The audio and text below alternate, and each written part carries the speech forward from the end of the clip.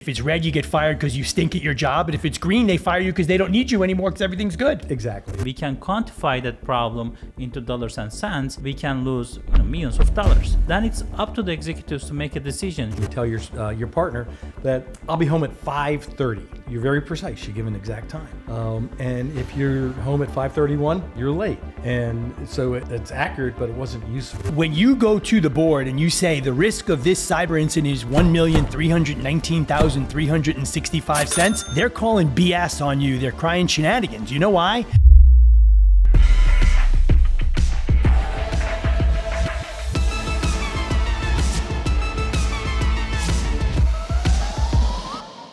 Greetings and salutations, one and all. Welcome to today's episode of Third Party. So we're going to talk about something near and dear to my heart, and I know your heart as well, Bob.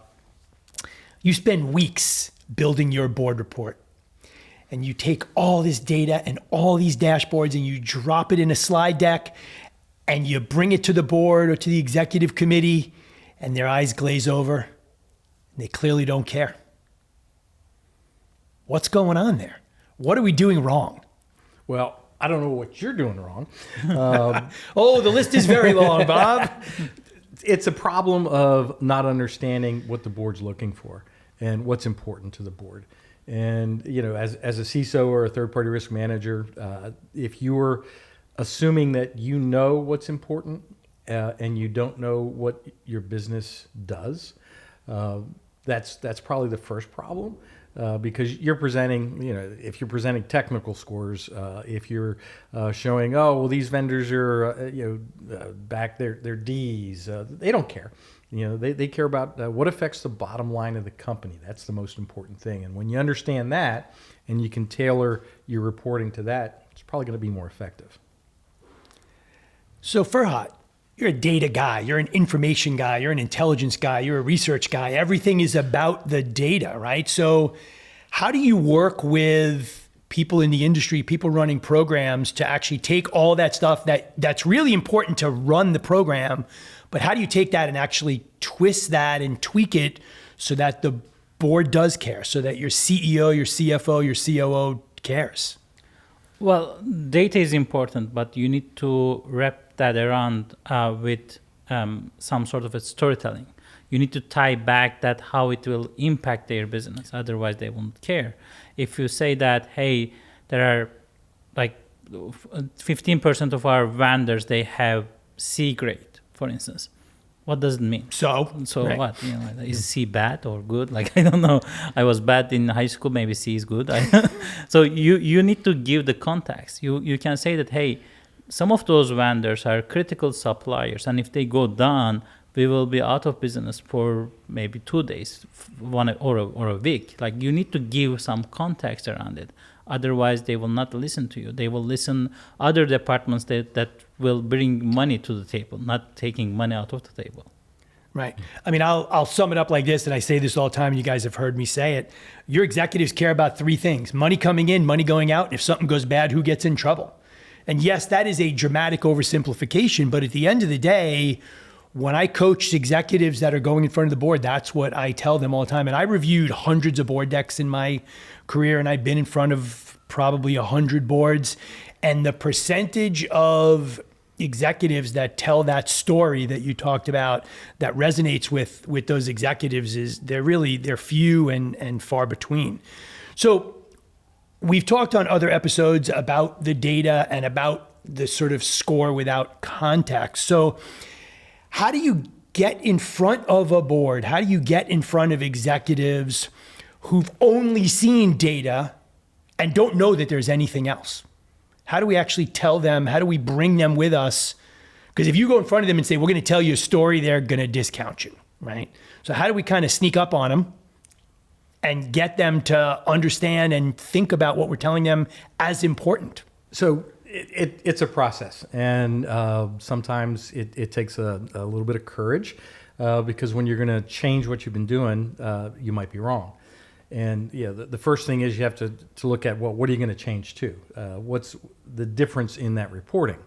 And you know, the qualitative, the scores, you know, ABCs, those things to me are very qualitative. And it's been my experience, most executives they'll nod their head. They hope you understand what you're talking about, but they really don't understand it, which is a very poor relationship. That shift to looking at loss exposure, especially in third-party risk management. We talked about supply chain, business interruption. It's not just data breach costs. There's a lot of exposure that third parties can bring. So you have to talk about that. And for me, that's led me to looking at modeling to be able to do it in dollars and cents, because ultimately that's what board members are looking at. What's going to affect the bottom line the most? To go immediately from one to the other can be traumatic. Change is traumatic. So you just have to think of a way, and you can actually take what you're doing, that qualitative way, and merge that loss exposure in dollars and cents into it to be able to do both. So they can kind of get the bridge from qualitative to quantitative. And what you might be surprised at is they are immediately drawn to the quantitative, to the actual exposure, as opposed to the way you used to be doing it. So after that, it's very easy to go. Well, because we have to move away from, hey, boss, I need a bunch of money. Well, what if we don't give you the money? Something bad's going to happen. Oh, how bad? Real bad. And when do you think it's going to happen? Pretty soon, right? Pretty well, soon. and we wonder why they don't give us any money and why they don't pay any attention, because when they go to the facilities, well, give me money, I'll buy light bulbs. I'll keep the AC running, right? Go to operations, I'll keep product shipping. Go to finance, right? All of these things, they all have these models that they've been using for so long. So, well, quick, it goes back to FUD.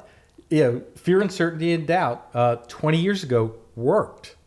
And I'm not even sure it worked back then. I got budget using it. Yeah, but they always have something fearful and to be fearful, uncertain, and doubtful about tomorrow. That's not us, right? Yeah. It may get their sort of attention going right away, but I don't think it's ever been a good long-term solution. Oh no, I didn't say it was long-term. I said 20 years ago it was good, right? And that's changed because people have become more versed in cybersecurity. I think 20 years ago, Ferhat was in high school. Yeah, so yeah, but people are rooted in what used to work, and that's the problem. Right. Yeah. So, coming from your background, Ferhat, how do you help our customers? How do you help people you're talking to sort of build that bridge that Bob talked to, right? The bridge is to help us make better decisions. So how do you take that data? Essentially, how do you get out of yourself a little bit, right? Because we fall back on what's comfortable. Mm-hmm. The data is where you're comfortable. Yep. How do you kind of get out of that? Well, I think Bob, made a good point. If you quantify the risk and if you narrate the story around dollars and cents, that's the common language. Now they can compare the risk of risk of working with that vendor or with another vendor, right? That helps them to make decisions. Otherwise, it will not, help them to make decisions. Let's say that you have a data saying that 15% of a concentration risk for a specific vendor. It's not just you. All your vendor ecosystem, 15% of them, they are using the same vendor. And you are using that vendor as well. So if you put it then that way, so what? Like, what will be the decision out of it? But if you say that, hey, if that vendor goes down, all the other vendors around it will go down as well, and we will have this much a problem, and we can quantify that problem into dollars and cents, we can lose millions of dollars. Then it's up to the executives to make a decision. Should I keep working with that vendor, considering we have that amount of risk?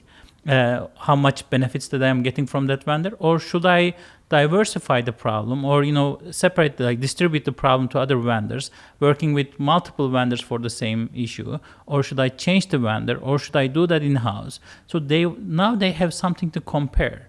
Otherwise, they will just get lost in that data. You talked about concentration risk, and I think that's a really important concept. I don't know if you remember, but you did some work maybe a year and a half ago, and you created these really cool slides with, okay, here are two vendors, which one's the riskiest, right? And I've actually embedded that in presentations I've done.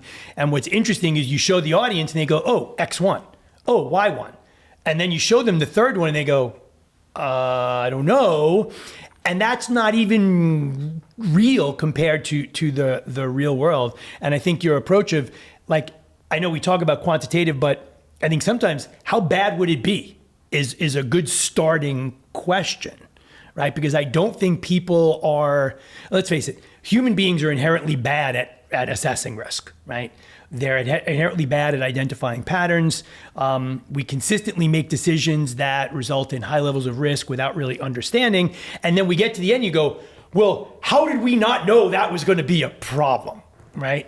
So I think there's even a bigger problem, and it's the use of the word risk. We all use it. It's in third-party risk management. You guys just used it, and I should have little checkbox here 14 times.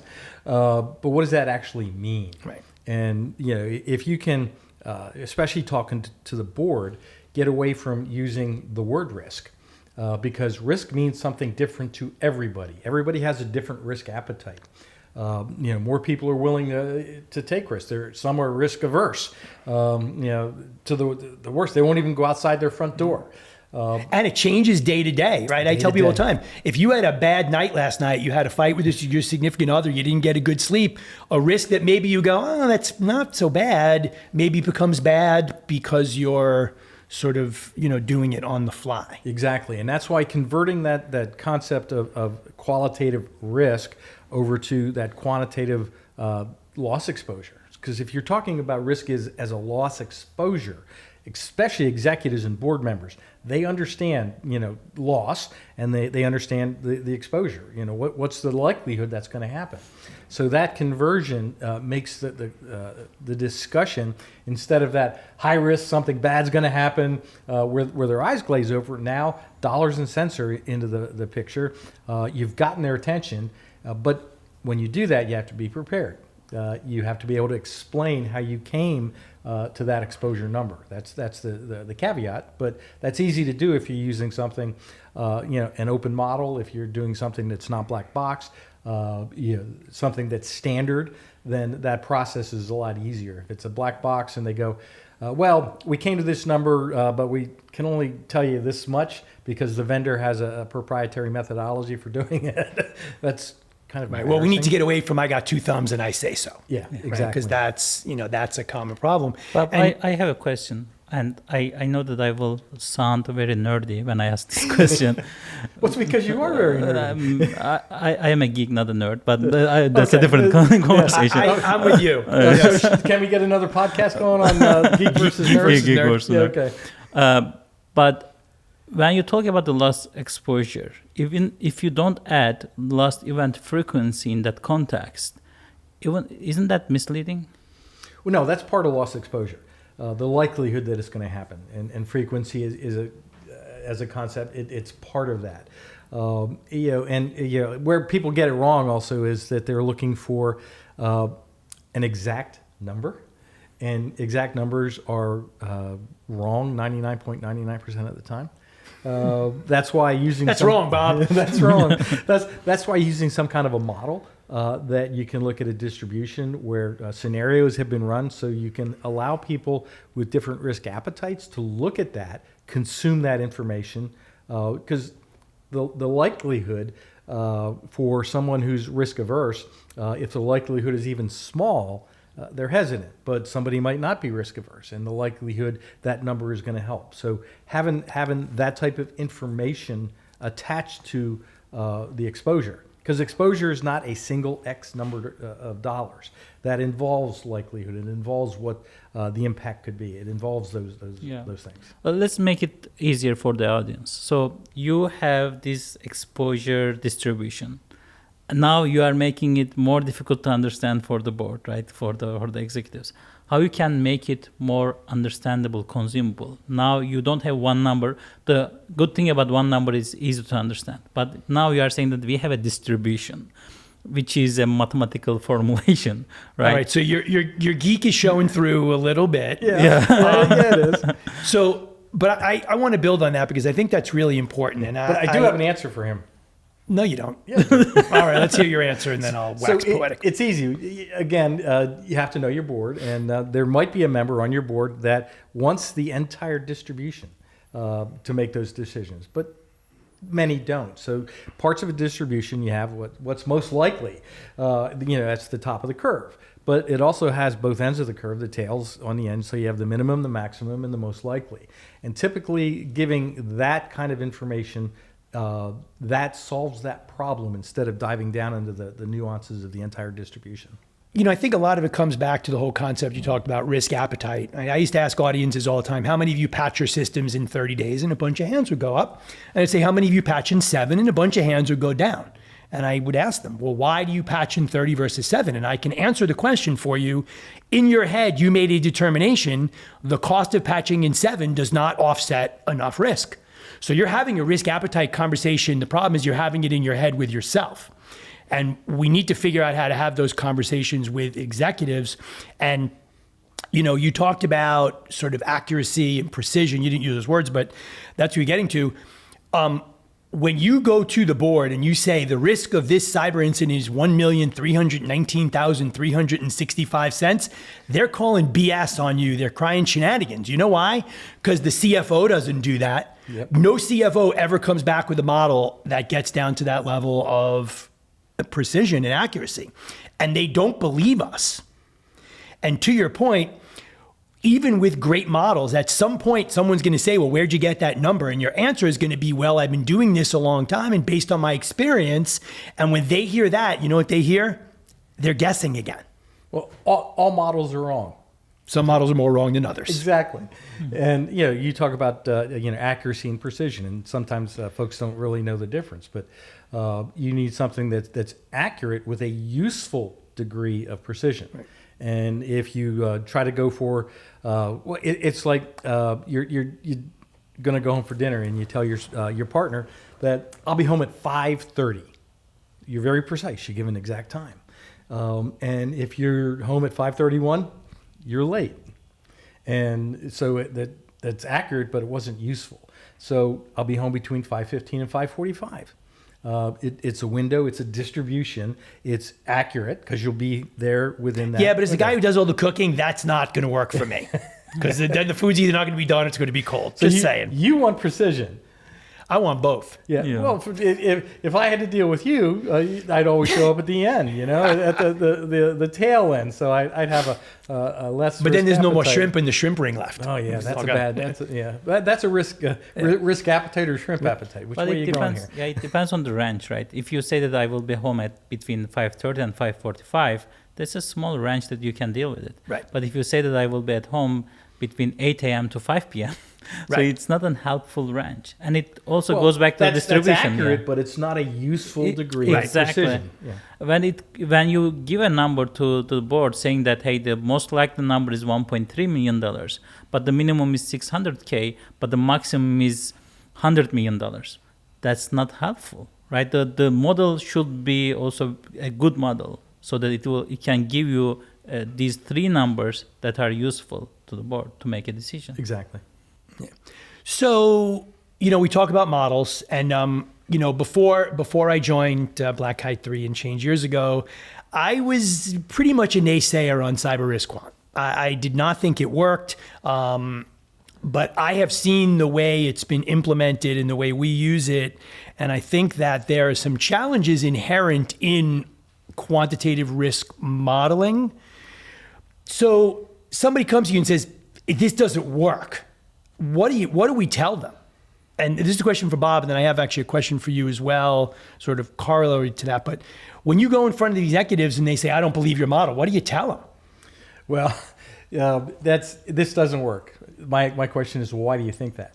You have to understand what their view of it is. And you don't just introduce something. If this is going to be the first time you're going to the board, you have to do a little bit of background on the model that you're using.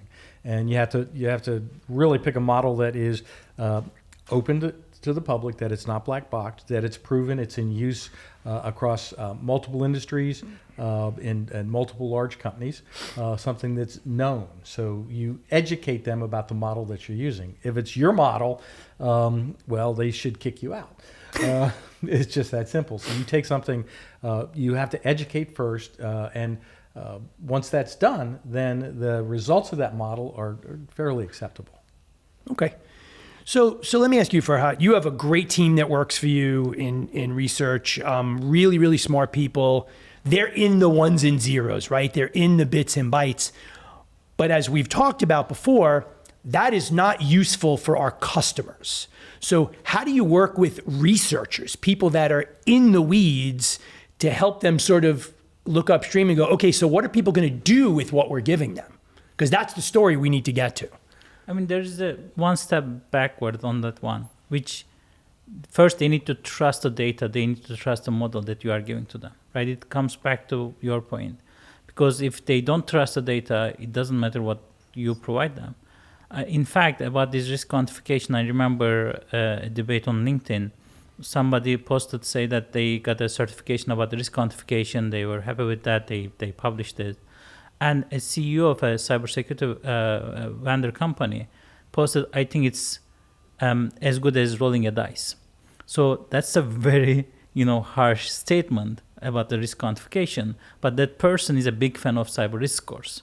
So if you see, what's interesting about that, there are numbers and probabilities and math around dice rolling. Yeah, that's right. So that's actually a terrible example that people used, because you can predict with pretty high levels of accuracy what you're going to get versus what's not, what's likely versus what's not. And you can also influence the dice. I learned this at the craps table, that if you hold them a specific way with the numbers going in the right direction and you roll them this way, that there's a very tiny percentage of increase that you'll win. And that's an empirical observation. The mathematicians will not, agree with that. But I don't agree with it either, because when I went to play craps with the guy that taught me that, I just put him in my hand and did this and threw him out, and I won. So I played craps one time. I put $50 down on the table. The dice rolled 3 times. I had $650. The dice rolled the 4th time. I had 0. And my buddy was like, well, you're supposed to pick the money up. I go, well, nobody taught me that. So we know that these reports that we're providing, they're not helpful for the most part. So is it the format? Is it how frequently we're bringing it to them? Like why is it, do you think these things are not working? Is it a lack of understanding, a lack of belief? Like, what are the sort of issues there? Like, why can't we get the audience to go, yes, that makes sense. Here's how we use this to make decisions. And maybe that's it. They don't know how to make decisions based on what they're being presented. Maybe that's the issue. Well, the issue is that the reports contain a lot of information that don't matter. And the entire report's getting sent out, and you're asking a vendor that here's all these issues that, really don't matter, but they're identified. So since they're identified, we're going to have to ask you to do something about it. And the vendors are overwhelmed with this, that they have to focus on what matters most. And the change is that I typically don't send those reports out to vendors. What we do is we look at when there is something wrong with a vendor that really matters, that something could happen that's not only going to impact them, but impact us because we use them, then we'll reach out. We don't send the full report out. We only share the information that matters. Here's what's wrong. Here's why it's wrong. Here's why it matters. And here's how you fix it. And that resonates. You get much better response back from your vendors when you're that focused. Just sending the reports out generally, it doesn't work. Yeah. And I think I just want to touch on, so Ferhat's team does a bunch of really, really great research reports. And one of the ones that we put out earlier this year was supply chain vulnerability management, right? And really what we were getting to with that report was, we're never going to be able to get them to patch everything. So let's actually help them understand, here, patch these 25 things, 27 things, and we're good. You should probably look at this other stuff, but from contractual compliance perspective, we're good. So how did you sort of get there? Because that is a really innovative approach, as opposed to, Bob, here's a report, go fix all this right now. Well, you're part of the problem too, because you said they should probably look at all that other stuff, and I think that's eventually. They should look at the stuff that matters. Yeah, I mean, don't disagree with me, Bob. Our team monitors all these high-profile incidents. Like, we analyze thousands of vulnerabilities every year. We look into them. We have enough experience to understand if they are going to be being exploited by the ransomware groups, threat actors, APT groups, and so on and so forth. So we can sense those things and say that, hey, this vulnerability would be bad, and you need to look into that. In fact, when Club Ransomware Group, before they started exploiting clear vulnerabilities, when that vulnerability was discovered and out there, we looked into that. It was a very nasty vulnerability on an MFT server. I remember on that day I was talking to my team. I said that, hey, Club Ransomware Group, they love vulnerabilities on MFT servers. I think they are going to exploit that. Let's provide that intelligence to our customers so that they can share with their vendors.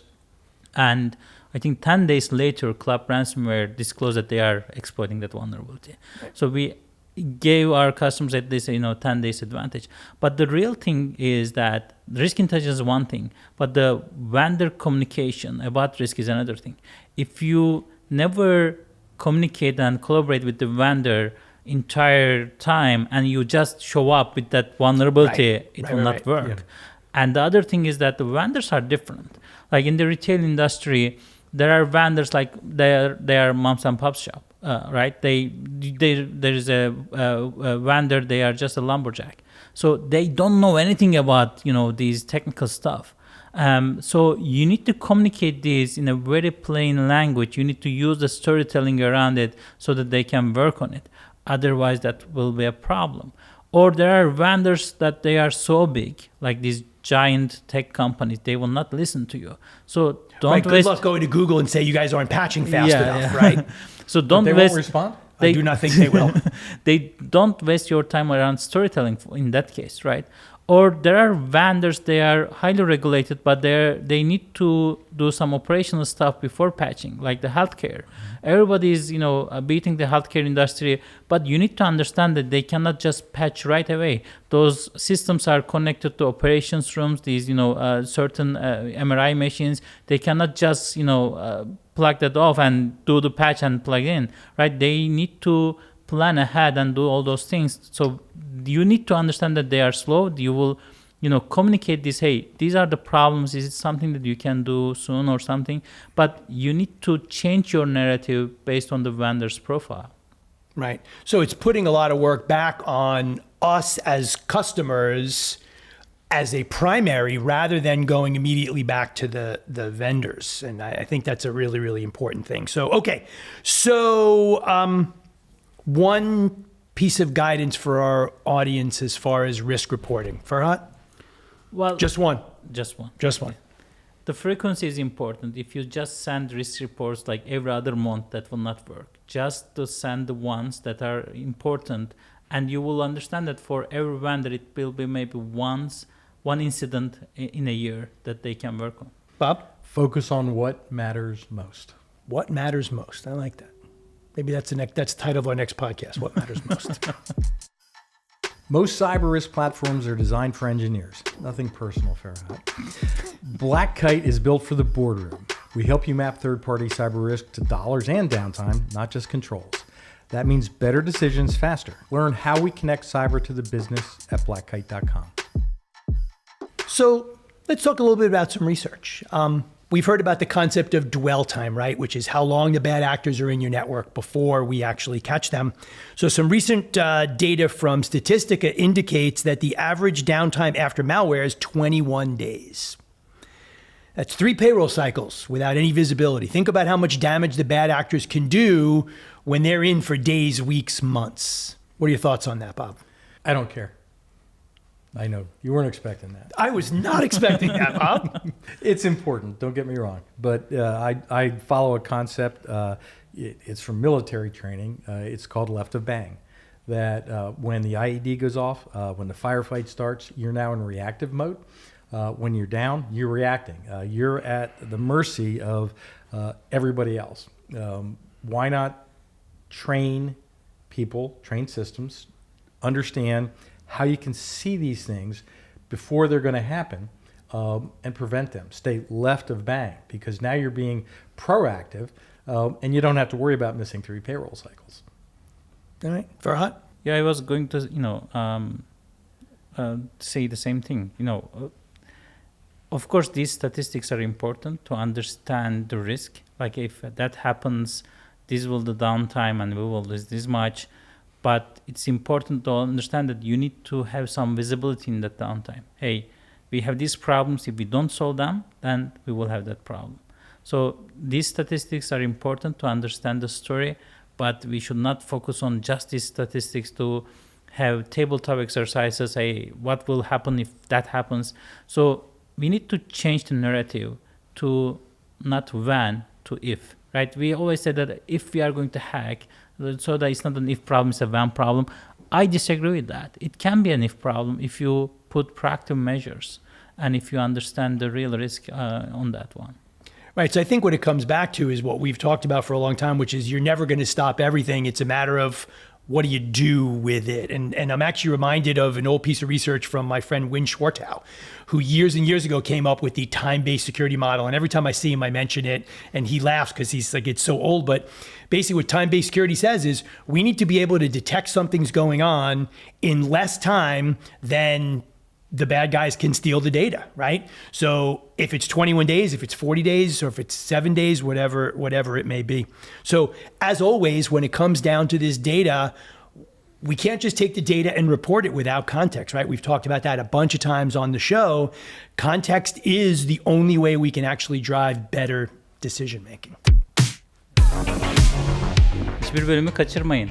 YouTube'da abone olun ve şu bir yerlerde olan zil butonuna basın ve bir sonraki bölümde karşılaşmak üzere.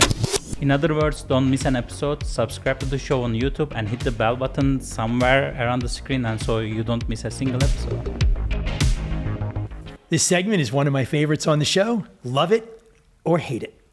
So I'm going to put out a couple of statements to my colleagues here. I'm going to talk about loving it or hating it, and then we're going to discuss it. So first one, dashboards are a distraction. Love it, hate it. All right. So Ferhat, why do you hate that statement? Why do you disagree with it? Why do you think it's bad? I mean, if it is done right, they are not distraction. If you have a nice dashboard that people tend to see all the time, they are not distraction, it's monitoring. It's continuous monitoring if you update that frequently. Otherwise, of course, it's a distraction if you keep changing things, if it is too complicated, if there are too many stuffs in that. But if you just put the what matters most and make it a nice, dashboard out of it, then I think it's quite helpful. All right. So let me actually just dig on this, and then I'll get Bob. So do you think that there should be one dashboard that we should be presenting to everybody in our organization? No, of course not. It really depends on the audience, right? Okay. Bob? I have a story. Of course you do. I was at a former place where they were creating dashboards around risk. And the CISO wanted to see things in percentages. And to have a percentage, you have to divide two numbers. And I had no two numbers to divide. I just didn't have anything that would be valuable. And I was clearly told that I had to just do something because it had to be part of the dashboard. This is 100% a bad metric. Yes. So, in dashboards, I think a lot of times, to your point, it depends. You can make good information. I remember, at the Commonwealth, when I was CISO there, Pennsylvania, we had dashboards in my office. And, one of those was, one of the numbers was how many, not ransomware, how many virus things did we prevent? And, well, who cares?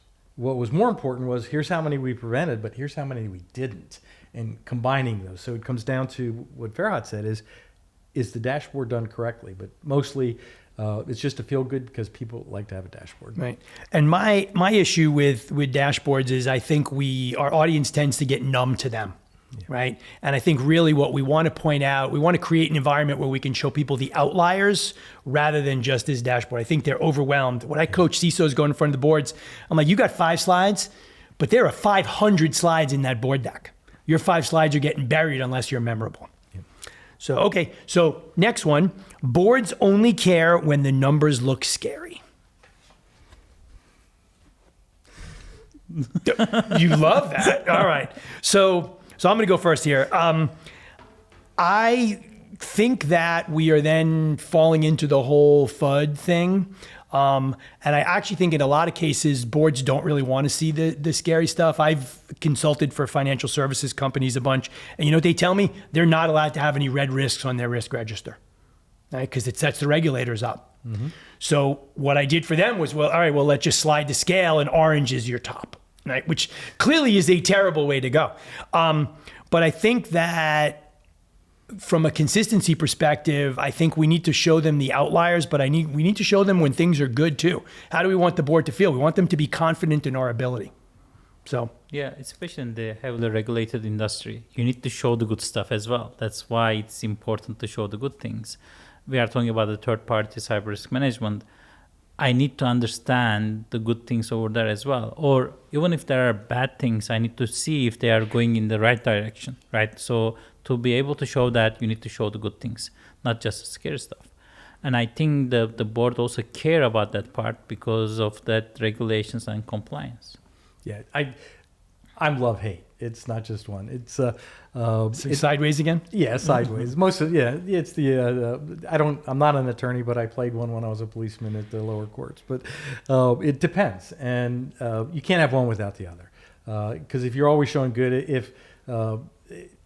that statement you made reminds me of a company I used to work for. That we don't want to see red risks. But everybody made their risks red because that's how they would get budget. They used. Everything can't be red, and everything can't be green. If it's red, you get fired because you stink at your job, and if it's green, they fire you because they don't need you anymore because everything's good. Exactly. So that's the challenge. Right. So third one, the fewer the metrics, the better. Bob is throwing his paddle on the floor. Okay. Yeah, I'm so the data all right, guy. We're gonna go toe to toe on this one. Oh, are you guys different? Or am I in the middle again? No, you go.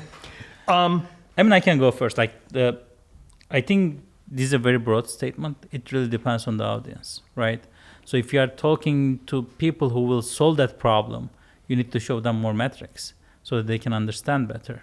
You need to provide the details. But if you are going to board, of course, it should be fewer metrics. So it's not like I hate the entire statement. It really depends on the audience. He's right. But the problem with metrics is most people are just presenting them because they believe more metrics are better. Because if you're presenting more information, you can demonstrate how important you are, how much work your organization is doing. But when I work with folks about metrics, you have to understand. The first thing is, what story does the metric tell? If a metric doesn't tell a story, to me, there's no value. And the second part, and it's got to drive action. What do we do with this? Yeah, that's part of the story, and to make a decision. But the other part is it measurable? It goes back to my previous story about metrics. When it's not, it has absolutely no value. Right. And sometimes the fewer metrics can abstract so much information that will lack the details of the story, that will prevent the complete the story, right?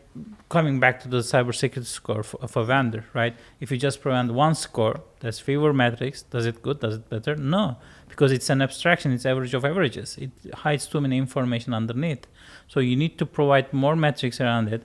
Of course, there's a balance. You cannot provide thousands metrics, right? So you need to find the right balance to show the metrics. Well, you talked about it, right, with audience. And I think that the key thing, and I think this is where a lot of security and risk leaders struggle, is you need to create these high-level metrics that are decomposable. And ideally, you want to be able to take 5, 6 top-level metrics and actually get that all the way down to the bottom. And that's sometimes more of an art than a science. But I just think that we as security and risk people have a tendency to tell our audience everything we know rather than the things that we should. And some that's a function of tools, but I think it's really important. Okay, and then the final one, the best risk report is one that gets forwarded. Do not go sideways again, Bob. I will do the sideways on this one. Right. I'm not 100% sure about this because there might be reports that it's good to know that there's a risk, but you don't need to forward that because there will be no action on the other side. Forwarded to whom? I'm talking about the vendors. Yeah. I'm talking about the vendors. But who at the vendor? That is a good question. If it is just an account executive on the vendor side, They're going to bury it because they want to keep the business. Yeah. Even if it really depends on the vendor. That's my point. Like if you know the vendor, you forwarded some reports to them in the past, there was no action. Maybe the vendor is too big. It's a giant tech company, so they don't care about all these things. Or maybe it's a very small company that they don't have enough resources to work on those reports. Right? They're busy trying to keep the doors open. Yeah. So instead of forwarding them, I will just assess that and say that, hey, I know there's a risk. It's good to know that there's a risk, but there's no point of forwarding that risk to that vendor. So that's why I disagree with that. The best risk report is the one that is forwarded. Sometimes you have the risk reports that will not be forwarded because there's no action. All right, Bob? I'm not going to send them a risk report unless I'm expecting action. So if I'm getting to the right person the first time, then forwarding doesn't matter, but typically that doesn't happen. Dealing with vendors, you very rarely get to the right person at the very first reach. So that, for me, it gets forwarded to the correct people. That's why I love it, because I've given them actionable information, something that they can fix, something that's meaningful, something that matters, and it goes to the people that can fix it, that can do something about it, and then we work with them. So that's why I love it. I changed my vote. Because, now that I'm thinking, I'm listening to you guys, I think sometimes passing a report on is passing the buck, not my problem anymore. And I think we need to move away from that. So, all right. So I love this particular episode of Love It and Hate It. AI is rewriting the rules of third-party risk, and most programs are not ready. Next week, we dive into how it's changing everything from assessments to oversight. Don't you miss it. Remember, cybersecurity doesn't thrive in the shadows. It demands daylight. Until next time.